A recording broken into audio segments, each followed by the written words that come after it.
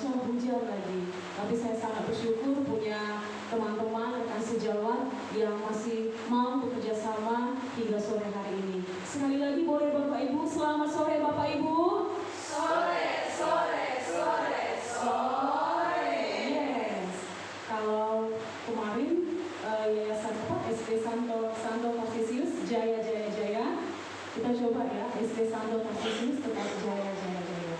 SD Santo Tarsisius Jaya Jaya Jaya. Baik Bapak Ibu, di sini saya melakukan sebuah diseminasi, yaitu pemenuhan tugas CGP modul 1.4 tentang penerapan budaya positif. Sebelumnya kalau dari judul ini budaya positif, kira-kira apa yang terbersit di pikiran kita Bapak Ibu? Apa yang kita ingat dengan kata budaya positif ini Bapak Ibu? Hal-hal yang sederhana saja. Kira-kira budaya positif ini tentang apa gitu yang terbersit di pikiran Bapak Ibu? Kira-kira ya Pak Christian? Contohnya ABRI dalam oleh atau juga budaya positif selanjutnya dalam pikiran saya adalah membawa sampah pada tempatnya. Terima kasih Pak Christian. Ada antri buang sampah pada tempatnya. Iya, benar sekali. Hal kecil, tapi itu dikatakan menjadi salah satu budaya positif dari hal kecil dulu, ya Bapak Ibu. Apa ada yang lain? Kira-kira budaya positif ini menapau terbesit berbeda dengan yang ada di pikiran Pak Christian. Ada Bapak Ibu, budaya positif itu seperti apa? Iya Bu Maria. Misalnya anak-anak kita saat dia bersosialisasi atau bermain atau bercakap-cakap bersama temannya, dia sebaiknya menggunakan kata-kata yang positif. Artinya yaitu jauh dari kata-kata yang tidak sesuai dengan aturan-aturan yang ada. Misalnya dengan memanggil temannya tidak memanggil "Hei gemuk", tapi memanggil dengan namanya sendiri. Kemudian saat bermain, misalnya ada teman yang kalah, kemudian diejeknya terus oleh temannya ini, kamu kalah kapok." Itu contoh, misalnya berbicara positif dengan temannya saat bermain. Terima kasih Bu. Terima kasih Bu Maria. Ya, seperti yang dikatakan Bu Maria tadi, berarti berbicara positif ya Bu ya, artinya tidak mengejek teman dari kata-kata. Baik Bapak Ibu, berikutnya sebenarnya latar belakang ini tadi sudah sekaligus kita sampaikan. Kenapa? Karena di sini kita sudah berdiskusi bersama. Artinya setiap warga sekolah saling mendukung dari budaya positif ini. Seperti kegiatan kita sore ini, saya memaparkan Bapak Ibu mendukung saya sore ini untuk boleh bekerja sama untuk menciptakan budaya positif di sekolah kita. Jadi kita sudah melakukannya Bapak Ibu. Nah, dari budaya positif ini ada konsep intinya. Yang pertama, perubahan paradigma belajar, kebutuhan dasar manusia, disiplin positif, lalu motivasi perilaku manusia, posisi kontrol guru, keyakinan kelas, dan segitiga restitusi.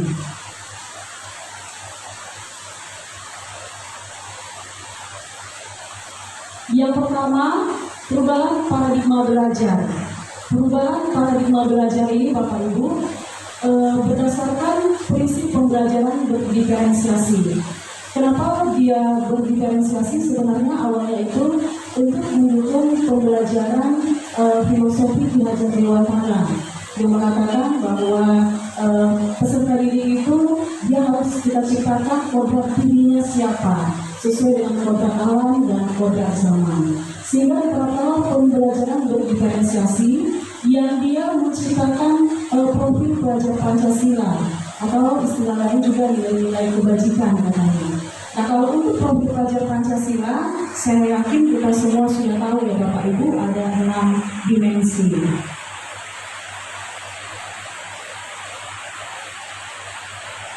Baik, di sini ada gambar. Gambar ini berbicara tentang miskonsepsi tentang teori kontrol. Sekarang pendidikan kita diutamakan untuk teori kontrol, tapi pada umumnya sering ini menjadi miskonsepsi bagi kita sendiri yang menerapkan teori kontrol. Kenapa seperti itu? Mari kita perhatikan gambar ini Bapak Ibu. Dari gambar yang pertama itu ada ilusi guru mengontrol murid. Kira-kira Bapak Ibu dari gambar ini atau pernyataan-pernyataan yang membuat gambar ini, apa yang miskonsepsi yang kita lakukan selama ini? Apakah sering ini kita lakukan? Miskonsepsi ini sering kita lakukan, pernah kita lakukan sebagai guru? Pernah? Kita sepakat pernah Bapak Ibu ya? Iya, saya juga pernah Bapak Ibu. Dan ternyata miskonsepsi tentang teori kontrol ini katanya guru mengontrol murid. Kenapa? Karena kita merasa yang paling tua, merasa yang paling dewasa. Jadi kita mengkondisikan anak dengan sebuah penguatan positif. Penguatan positif. Penguatan positif ini seperti apa? Kita bujuk, kita rayu anak itu supaya dia tidak melakukan kesalahan. Sementara hari ini kita bujuk, hari ini kita rayu, besok dia melakukan lagi. Sering sekali dengan penguatan positif ini kita menganggap ini efektif untuk mendisiplinkan anak.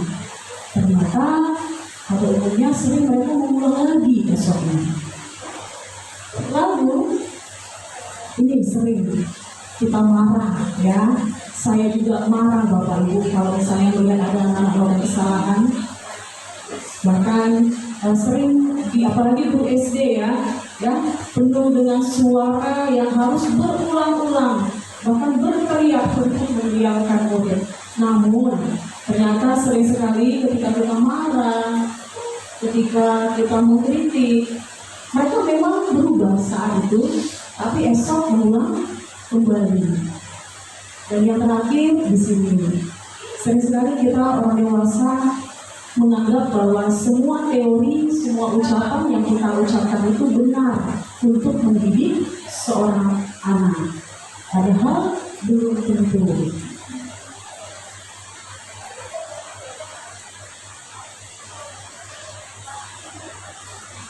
Teori kontrol tadi itu, sebelum itu muncul ada dikenal dengan mengubah paradigma stimulus respon. Jadi dulu dia namanya stimulus respon Bapak Ibu.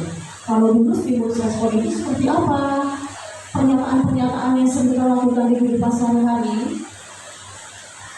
kita menganggap bahwa kebutuhan kita itu sama, kebutuhan anak itu sama. Sementara kalau di teori kontrol, kebutuhan kita itu berbeda, sehingga zaman sekarang kurikulum kita mengadakan pembelajaran berdiferensiasi. Lalu semua orang melihat hal yang sama. Sementara di sisi lain, di teori kontrol, setiap orang memiliki gambaran yang berbeda. Coba mengubah orang agar berpandangan sama dengan kita. Sementara di teori kontrol, kita berusaha memahami pandangan orang lain tentang dunia. Jadi, maksudnya apa?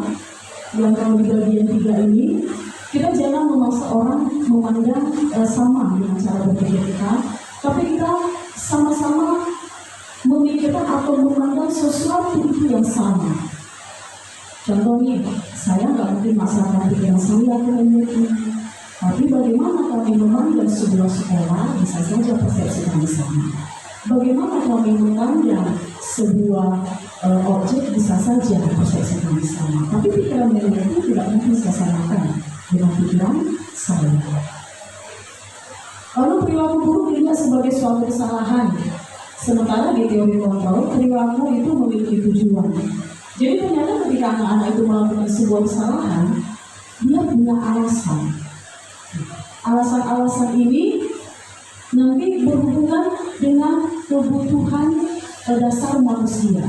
Apakah untuk kesenangan, apakah untuk merasa supaya dirinya menguasai.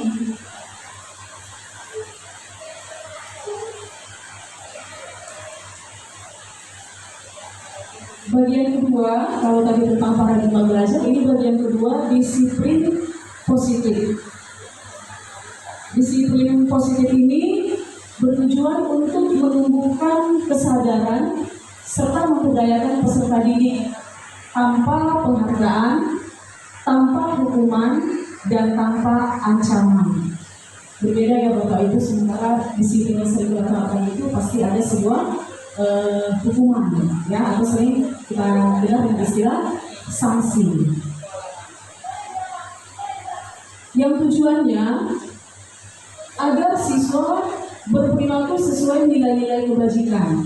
Nilai-nilai kebajikan itu seperti nilai-nilai pada profil Pancasila. Dan yang paling utama, mereka disiplin bukan karena kita, tapi memang merupakan motivasi intrinsik atau motivasi yang datang dari dalam diri sendiri murid kita tersebut.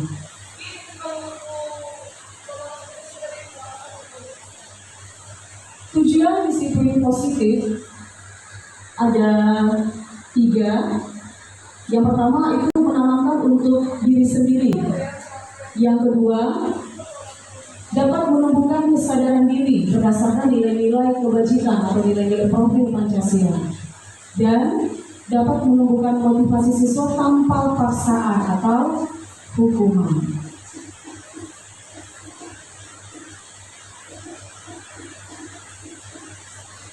Dan bagian yang ketiga, ada motivasi perilaku manusia. Manusia itu berperilaku, melakukan sesuatu itu memiliki alasan. Yang pertama, menghindari ketidaknyamanan atau dia tidak mau dihukum. Arti peserta didik kita itu kalau melakukan sebuah kesalahan, sebuah perilaku, berarti pasti salah satunya ada alasan untuk menghindari ketidaknyamanan. Lalu yang kedua, untuk mendapatkan apa yang diinginkan. Murid kita juga ingin dihargai, sehingga dia melakukan hal itu atau perilaku yang tidak kita inginkan. Lalu untuk menjadi orang yang diinginkan, menghargai diri sendiri dengan nilai yang dipercaya. Nah, kalau dari ketiga ini Bapak Ibu kira-kira yang bagus, yang bernilai positif yang mana ya sebagai motivasi perilaku manusia? Bagian pertama, kedua, atau ketiga Bapak Ibu? Iya, kita sepakat yang ketiga.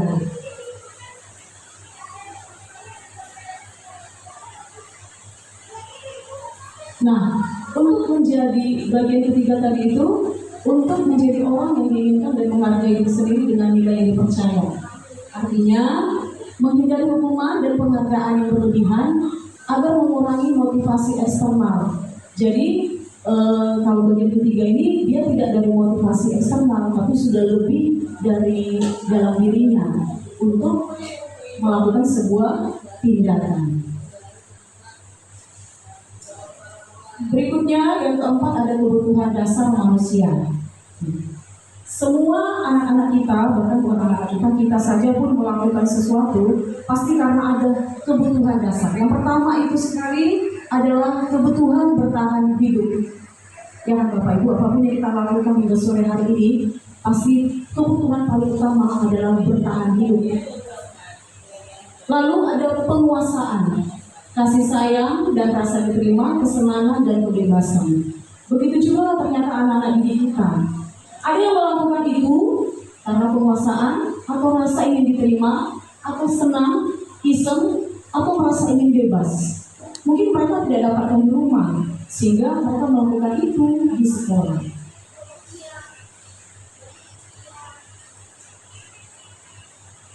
Dan yang kelima ada keyakinan sekolah atau keyakinan kelas.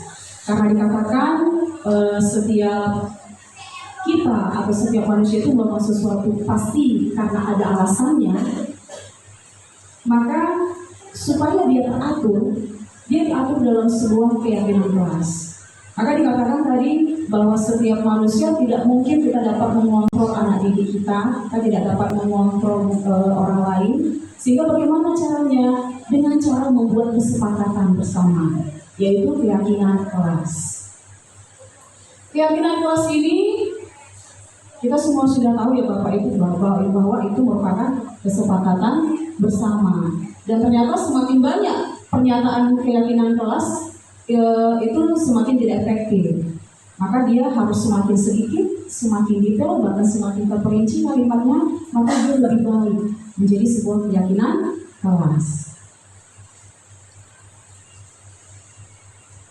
Bagaimana membentuk keyakinan kelas? Kalau selama ini kita kan sepakat dengan anak-anak ya, dan ternyata semua yang kita lakukan itu sudah tertera pada poin ini. Kalaupun ada yang belum, mungkin ada beberapa poin yang belum sesuai, Bapak Ibu. Saya teruskan saja.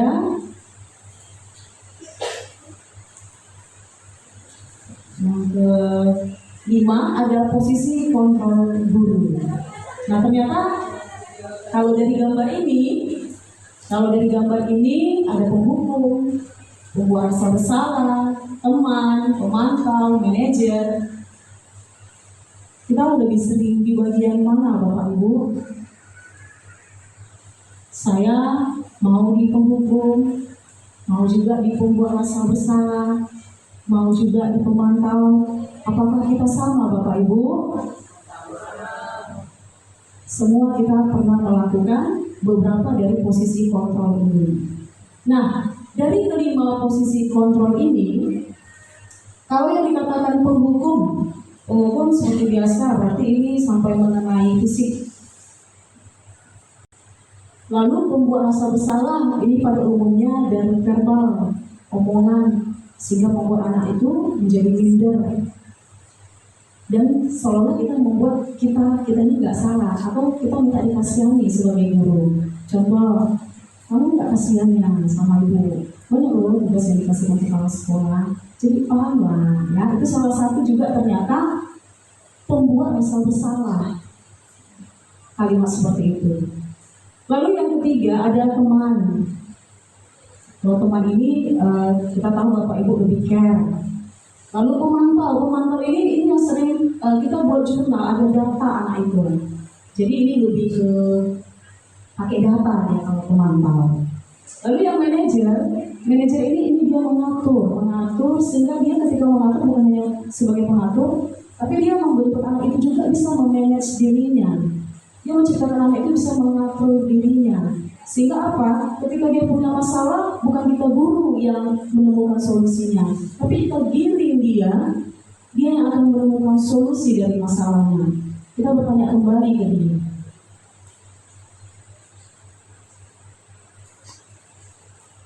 Ini Bapak Ibu, ada kalimat-kalimat yang contoh penerapan 5 posisi kontrol guru. Ini kalau sebagai penghukum, patuhi aturan sekolah lalu berdiri di depan barisan. Ternyata itu posisinya sebagai penghukum. Kalau misalnya patuhi peraturan sekolah lalu berdiri di depan barisan dan sama-sama gurunya berdiri di barisan merasakan terik matahari, kira-kira itu penghukum nggak Bapak Ibu?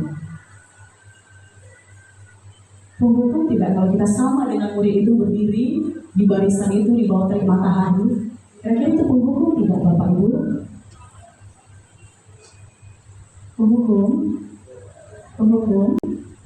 Oke, baik. Ada yang masih mengatakan penghukum, ada yang tidak. Sama-sama kita akan sama-sama belajar, ya. Tapi pada dasarnya dulu, kalau setiap kita salah pasti selalu di bawah barisan tiang bendera. Lalu gurunya pergi ke tempat teduh, ya. Kalau misalnya sekarang nanti ada nih gurunya ikut di dalam itu dia mulai ada bergeser, itu tidak sama Bapak Ibu. Kita tidak berhukum, karena kita sama-sama merasakan. Yang salah itu ketika gurunya pergi meninggalkan. Berikutnya kalimat sebagai pembuat rasa bersalah. Berapa kali Bu guru harus memberitahu kamu, bu guru kecewa sama kamu. Berarti kita membuat anak itu menjadi bersalah. Lalu pemantau, kamu sudah melanggar, teman dulu ya Bapak Ibu ya, teman ya, urutan teman yang ketiga. Ayolah yang tertib, buat bu guru bangga. Kali ini tidak apa-apa kamu salah. Nah, untuk posisi kita sebagai teman, kalimat ini memang positif. Tapi ketika ini terus kita katakan kepada murid, ini bisa menjadi salah persepsi muridnya. Karena menganggap terdekat. Ini tidak salah, tapi jangan terus kita sampaikan. Karena nanti menganggap murid itu tidak salah. Jadi dia tidak mau menimbulkan kreativitas baru. Oh iya, ini belum begini, nanti coba yang baru lagi ya. Atau iya nggak apa-apa, pekerjaan kamu sudah bagus. Ternyata realnya pekerjaannya masih biasa saja. Sehingga dia bisa mematikan kreativitas anak jika sering kita posisikan diri kita sebagai teman. Dan berikutnya ada pemantau. Kamu sudah mendengar apa peraturan dan konsekuensinya. Nah ini ya, kalimat seperti ini dia mulai menggiring ke diri anak itu sendiri. Kamu udah tahu tidak apa konsekuensi yang kamu terima. Dan yang terakhir ada manajer. Apa kamu tahu kesalahanmu? Kira-kira bagaimana kamu akan memperbaiki kesalahan ini? Nah seperti yang saya katakan tadi Bapak Ibu, bahwa posisi manajer ini kita menggiring anak untuk menemukan sendiri solusinya. Kita menggiring anak untuk bertanggung jawab dan mandiri untuk masalah yang dihadapinya. Nah kita boleh menggiring anak ini dengan restitusi segitiga. Restitusi segitiga. Restitusi segitiga ini sering dipakai untuk menyelesaikan sebuah masalah. Sebuah masalah menggunakan restitusi segitiga. Kalau di segitiga berarti ada 3 ini Bapak Ibu ya tahapnya. Yang pertama, kita menstabilkan identitas. Yang kedua, masuk validasi tindakan salah. Dan yang terakhir, menanyakan keyakinan. Sama tujuannya untuk menjadikan murid bertanggung jawab dan mandiri.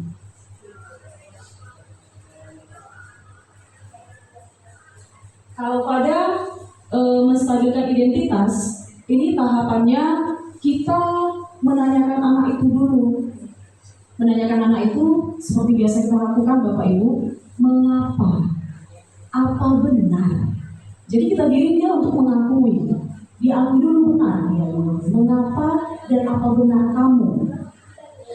Lalu masuk ke validasi tindakan salah, kita menggiring dia dengan pertanyaan.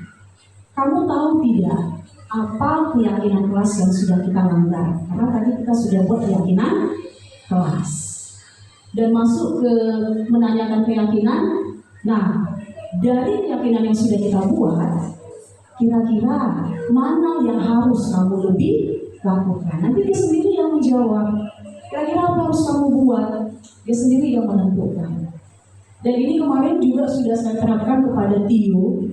Waktu kejadian dengan Kenzi yang kepalanya benjol, dan ternyata setelah menggunakan ini, walaupun mungkin keberhasilan itu tidak langsung dilihat dengan membalikkan seperti berikan telapak tangan, tapi paling tidak satu hari itu ketika dia sudah memiliki kesepakatan keyakinan, dia pada saat pulang duduk saja. Kenapa duduk? Karena memang kita giring bahwa kamu harus menghargai teman. Takutnya nanti kalau kenapa-napa terulang lagi kejadian. Karena sudah dibuang.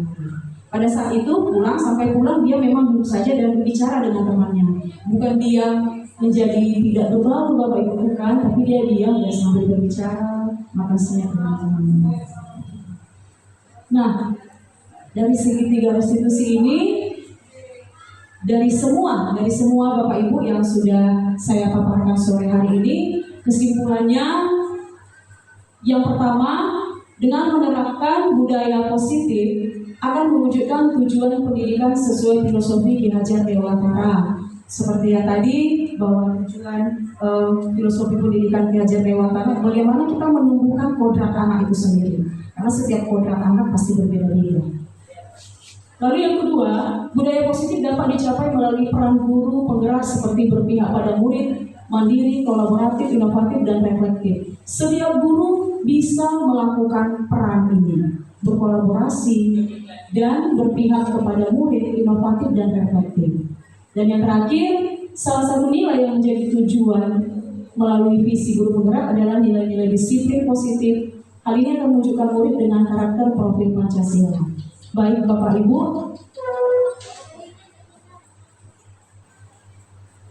demikian pemaparan saya tentang budaya positif. Coba kira-kira masih ada semangat dan walaupun sudah selesai.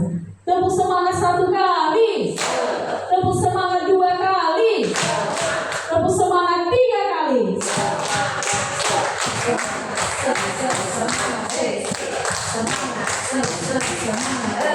Terima kasih Bapak Ibu untuk kerjasamanya. Sampai jam segini kita masih solid.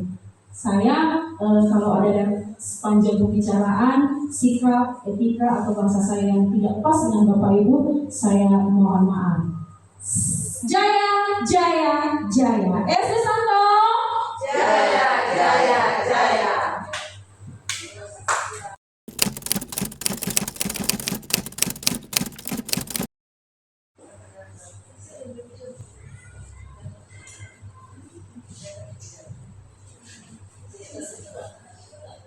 Terima kasih esoknya Bu Berda dan atas kegiatan diseminasi ini. Saya kira kegiatan sangat baik sekali untuk kita dan untuk saya juga dalam menghadapi berbagai permasalahan yang terjadi yang terhadap dengan anak-anak khusus di sekolah kita ini. Dan harapannya memang mungkin ini bisa kita semua kita terapkan apa yang disampaikan ini dan memiliki imbas terhadap anak-anak. Memang kita sama-sama bergerak untuk menyebarkan apa yang telah disampaikan ini, sehingga budaya positif ini benar-benar terjadi di sekolah ini dan anak-anak dengan kesadaran sendiri melakukan hal-hal positif yang disampaikan tadi budaya positif. Terima kasih saja saya. Terima kasih Sir. Buat Bu Gerda atas pertemuan kita pada sore hari ini. Jujur saya sangat terkesan dan kalau boleh Bu Gerda boleh seperti ini memang. Tapi mungkin temanya jadi benar kayaknya kan. Sebenarnya saya lebih tertarik tadi segitiga restitusi ya. Jadi kesan saya mengikuti kegiatan hari ini saya sangat senang dan jujur ini sangat membantu kita menghadapi kesulitan-kesulitan dalam kelas karena setiap anak sekarang itu kan sudah perkembangan sekarang tingkahnya itu semakin hari semakin meningkat juga. Apakah meningkat yang ke positif ke negatif gitu ya. Itu dari saya untuk sekian dan terima kasih. Terima kasih Bu Vera.